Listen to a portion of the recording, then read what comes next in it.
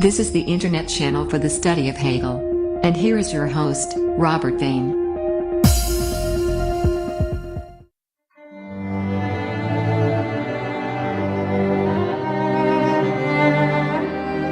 This is the presentation I prepared for this evening. I'm going to talk about the concept of the free will, freedom and liberty. And this is the second lecture in a series, at the moment, an indefinite series. I don't know how many times I will give this class. But at the same time, we will be working on the hegelcourses.wordpress.com. That's here. So that's important.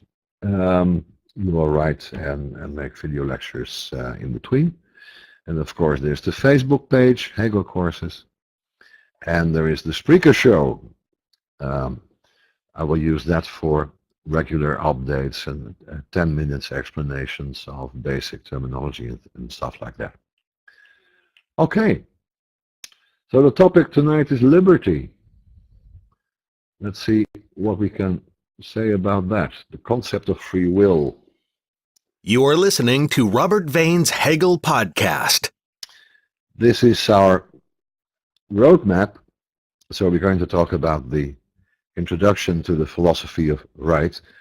I'm going to show you the passages, but I can't really explain every sentence and every issue in those paragraphs. I'm going to try and read all 33 with you, at least in part.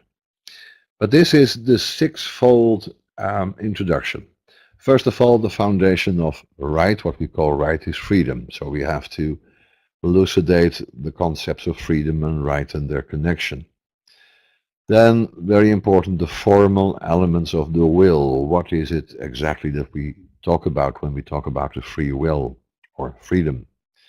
And very specifically, Hegel's explanation in paragraphs 10 to 19 of the immediate or natural or arbitrary will. The concept of arbitrary freedom will then be our topic. 20 to 25, the transition from the concept of arbitrary will to the concept of liberty.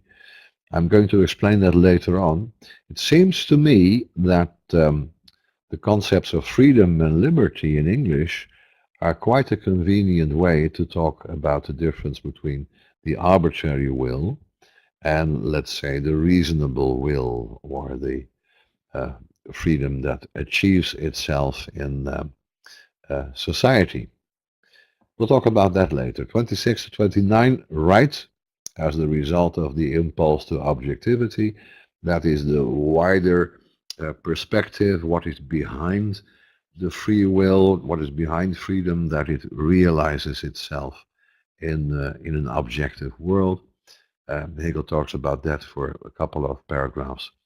And then ultimately we have a review of the method of the philosophy of right.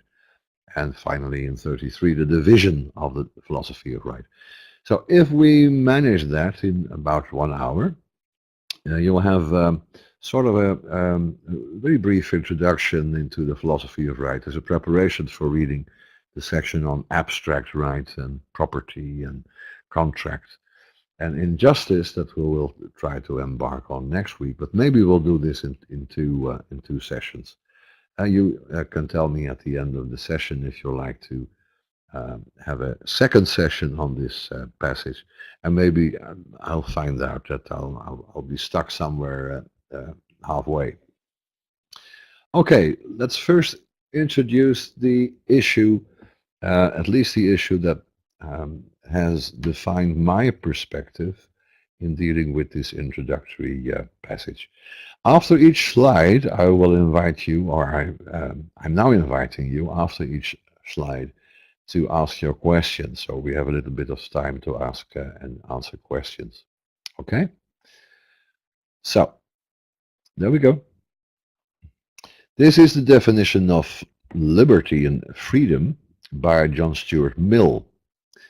So, for the English-speaking world, this is very interesting. He says, generally, Liberty is distinctly differentiated from freedom, in that freedom is primarily, if not exclusively, the ability to do as one wills and what one has the power to do. So freedom is this individual ability to exercise itself in the world, to do what you want, to do what you're capable of doing. Whereas liberty, the concept of liberty, concerns the absence of arbitrary restraints and takes into account the rights of all involved. So liberty is more of the social concept of freedom. And freedom is, let's say, the anthropological or the psychological concept of freedom. In German, however, we only have this concept of Freiheit. Now, how do you translate Freiheit? Of course, freedom is evidently the most easy translation.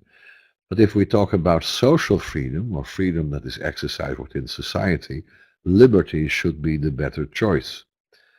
But that's the only word we have in German. So Hegel has to express the difference between freedom and liberty in other ways.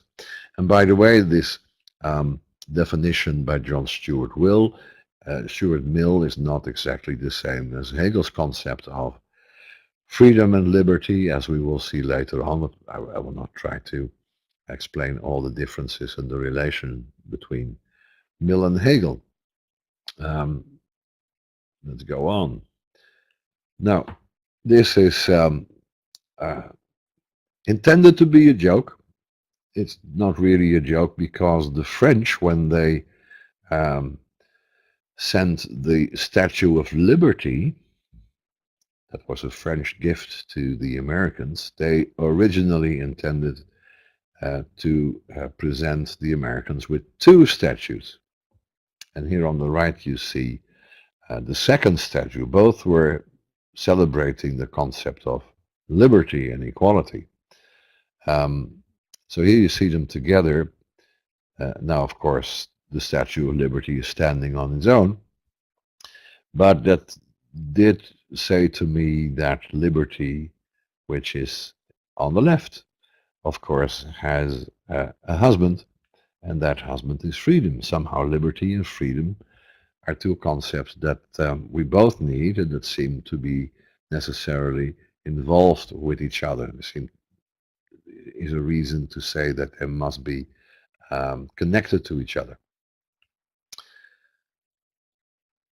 On the bottom you see this is a freedom picture. There is a site on the internet that has these freedom pictures.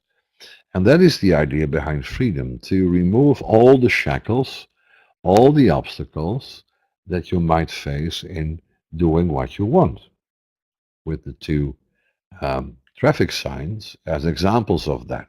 So the one says turn around to go the other way, or it's forbidden to turn around rather and to go the other way, and the other says you can't go forward, you have to stop.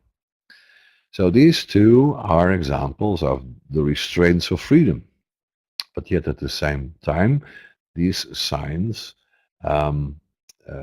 make traffic possible.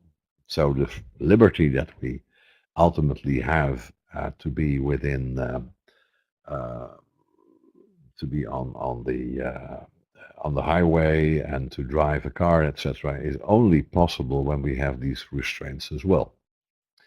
Now that might be a sort of intuitive concept of how liberty and freedom differ and how they come together. I always found that traffic, driving a car, is a nice symbol of these concepts of freedom and liberty.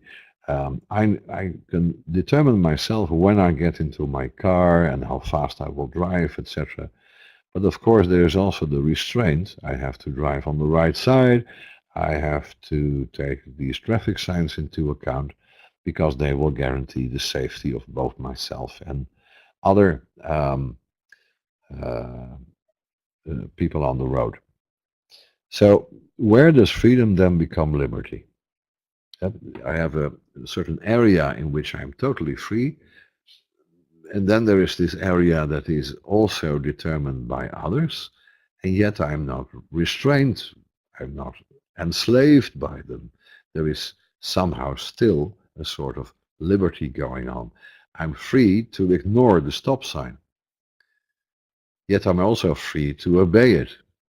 And the stop sign doesn't force me to stop, it simply addresses my freedom and wants me to stop out of myself willingly. So here is a bunch of issues and problems connected to the difference between social freedom under restraint and individual freedom that doesn't like restraints, and that is most apparent in this breaking off of all shackles and restraints. You are listening to Robert Vane's Hegel Podcast. Now, we talked about freedom, we talked about liberty, we used Stuart Mill to guide us into the difference of that. Let's see here the definition of rights, because Hegel presents us with a philosophy of right. So what are rights? Rights are legal, social, or ethical principles of freedom or entitlement. So rights express what you're entitled to do or to have, but they are called here principles of freedom. This is just a Wikipedia definition. That is, rights are the fundamental normative rules. Now, it's clear that Hegel would talk about institutions, but he means the same probably. Normative rules about what is allowed of people or owed to people according to some legal system, social convention, or ethical theory. So that is a very broad definition, but interestingly enough, on the Wikipedia page, you find this mention of principles of freedom. So there are ways of expressing freedom that can be called entitlements or legal rights or social rights or moral rights, etc. Fundamental normative rules. Now, a philosophy of right then should be a philosophy of these principles of freedom, and that is exactly the definition that Hegel gives them. So that's quite interesting. On the Spreaker page, the Hegel Study for Life, I have a 10-minute, 6 minutes file on the origin of the German concept of Freiheit. What does freedom mean in German, or where does it come from? That's quite interesting. So if you have a chance, you can listen to that. You are listening to Robert Vane's Hegel Podcast. Natural wisdom says freedom is doing what you want. And natural wisdom says liberty is being restrained by the rights of others. It's a freedom that is separated from other people by some kind of border, and you cannot cross that border, because then you infringe upon the rights of others.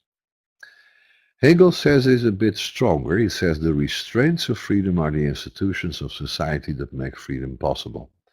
That is what is going on when we talk about the restraints. They are not external barriers. They are not external boundaries. Actually, these rules and institutions make my own freedom possible.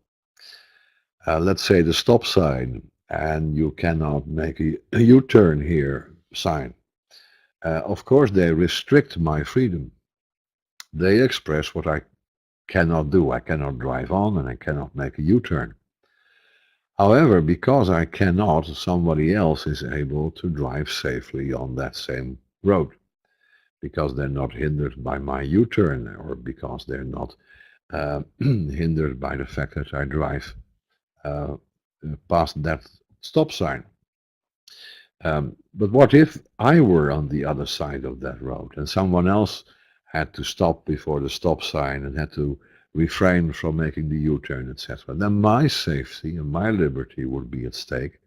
If they would not comply with the traffic sign, then my life would be in danger, my liberty would be limited. So, to Hegel, very important that the restraints of freedom are at the same time the institutions of society that make freedom possible. So we're talking about the conditions of my own freedom that appear to be, and the question is, how is that possible? How does that come to be? They appear to be the limits of my freedom, but yet at the same time, these limits actually um, are the conditions of my freedom. Oh, I didn't see that before. Arnoud, welcome. Welcome. Nice to see you join us. For all the other people, Arnoud and I go back a very long way. We are very old friends. Um, I'm not saying that we are old and friends, though we have a very long-standing friendship. Nice of you to join us. Okay, so that's the difference a bit between natural freedom and the Hegelian concept of freedom.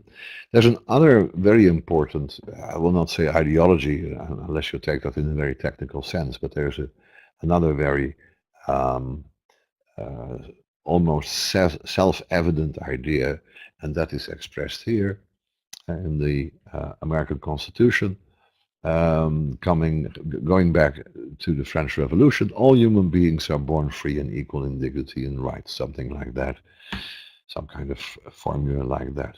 And so freedom as something that is part and parcel of our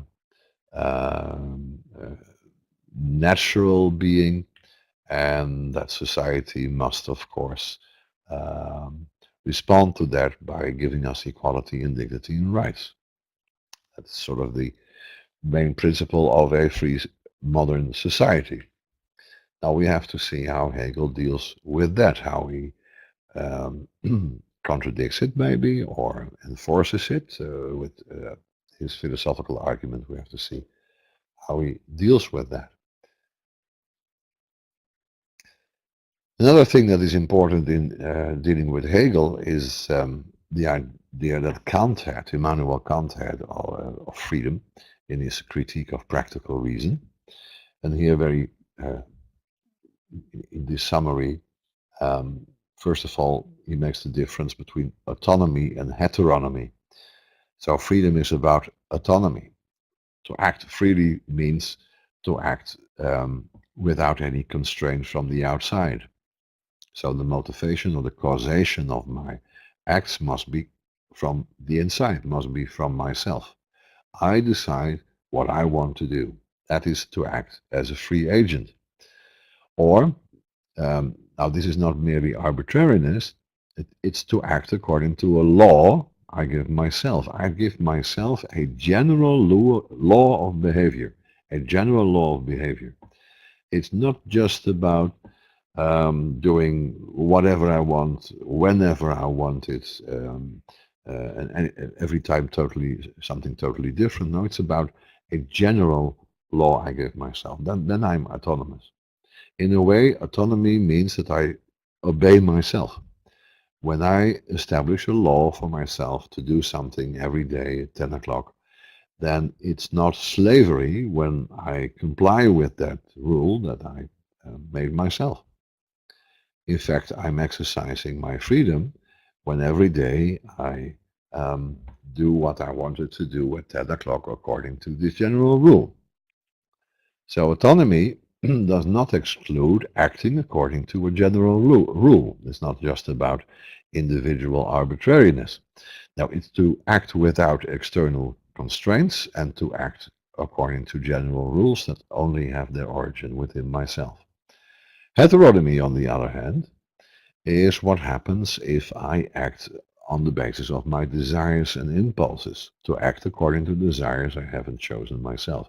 And of course it also means, it's not in here, but it also means to act on the basis of a commandment that I get from the outside. That is obvious. If someone else can command me to act in a certain way, then of course I'm not free either. Okay, let's have Kant just for one more statement, and we'll just let it pass. And we come to this one. This is a nice quote from Kant. Freedom is alone the unoriginated birthright of man. It belongs to him by force of his humanity and is in dependence on the will and co-action of every other, insofar as this consists with every other person's freedom. Now, this is the state of the issue at the time that Hegel was a young boy and he was reading Kant.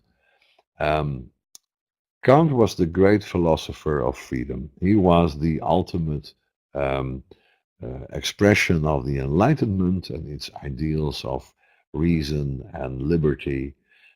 He was the intellectual counterpart of the French Revolution. But Kant and also his successor Fichte, they left philosophy with a problem. And that is that on the one hand, they defined personal freedom as nearly absolute, the complete ability to determine yourself. It was thought to be the basis of being a person, being a human being. Well, closely enough, Kant says it belongs to him by force of his humanity, etc. But then on the other hand, freedom in a concrete society, in a concrete modern society, always was always in conflict with other freedoms. So how do you understand this relation between my individual, almost absolute freedom on the one hand, and the fact that every other person on this planet has this same absolute individual freedom? What if both of us want the same thing? What if I'm trying to do something and you're in the way? How can I reconcile my personal freedom with this enormous amount of legislation, not only in, of course, in the area of traffic, but in so many different areas of our social life? Now, what mainly happened is that this relation between individual and let's say the social collective, individual freedom in the social collective, was answered by a negative idea. And the negative idea is simply this: my freedom is limited by the freedom of everyone else.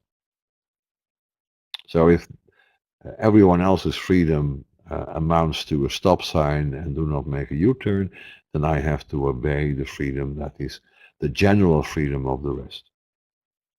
But there are lots of problems with that. Is it really the universal freedom of others, or is it just a simple matter of a group defining what is right for us all? Is it freedom that we have to obey the traffic signs?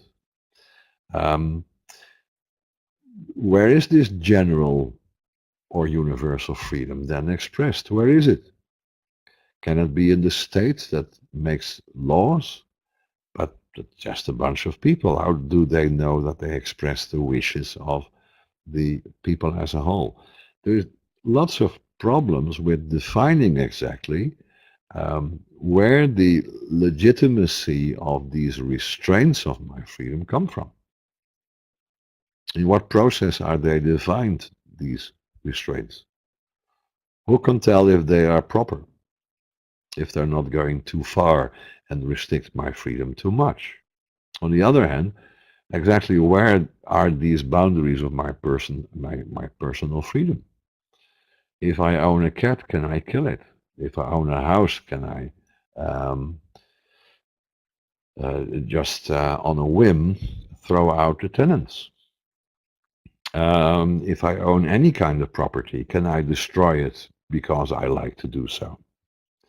It seems to be that individual freedom goes not just against the freedom of others, but there is some kind of inner morality involved in that freedom.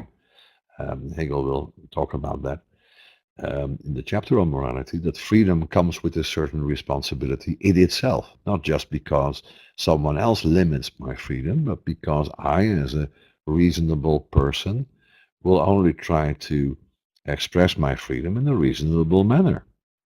And so this irrationality of destruction and malice and all of that simply doesn't belong to freedom itself. Because freedom, now we move a bit from Kant to Hegel, um, uh, freedom is an expression of my spiritual nature, not an expression of my animal nature. Freedom is not an instinct. Freedom is not a habit. Freedom is not an impulse. Freedom is not a desire. It may be connected to desires. It may have its own quasi-desire, the desire to be free that arises when you're not. But freedom is not a desire in itself. It's not a psychological force, although connected with it. Okay, let's move beyond Kant and let's see how Hegel tried to solve this. Well, let me just say this. He tried to solve it by doing two things. By trying to understand more precisely what is this social sphere. Is it just the force of the sum of all individual freedoms that acts as a restraint or a boundary to my freedom? And on the other hand, he tries to explain some more what is involved in my personal or individual freedom. Any questions about this so far? While we move from Kant to Hegel. Any questions?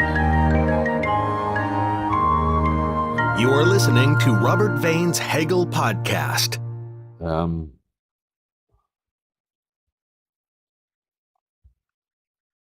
Henneke says, when there are rules, it means that freedom has consequences. If you have a set of rules by which you have to act, then there is always this negative response to the fact that you disobey these rules. That's true. Yeah, but why? If that is the case and freedom is the highest that we can achieve, why have these rules in the first place? If we are truly spiritual, why do we need rules? Why do we need this negative response to our breaking the rules? Where do these rules come from?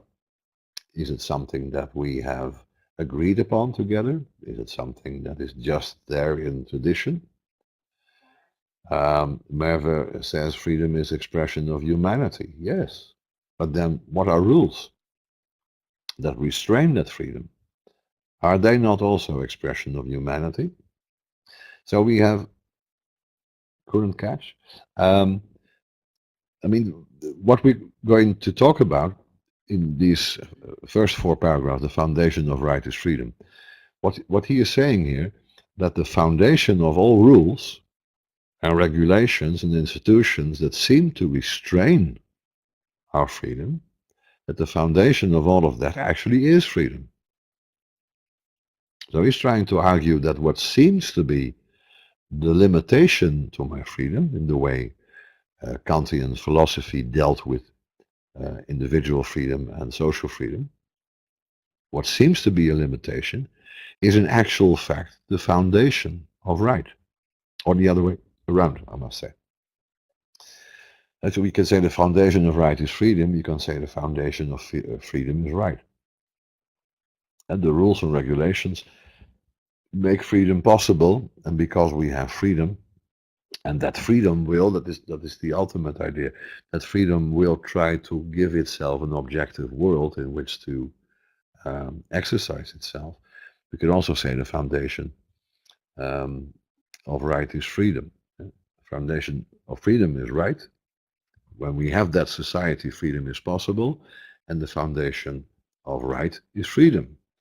We only have that series of institutions on the basis of the fact that freedom can express itself, can recognize itself in these rules or regulations.